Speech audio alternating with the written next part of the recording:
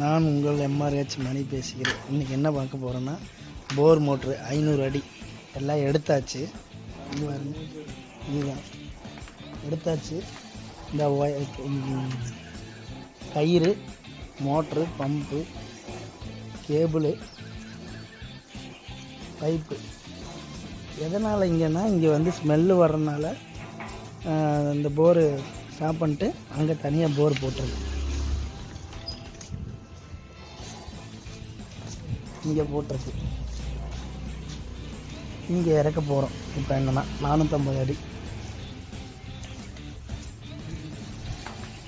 3 பேர் தான். இப்போ 500 அடி 2 HP மோட்டர். நான் அவரு பையன்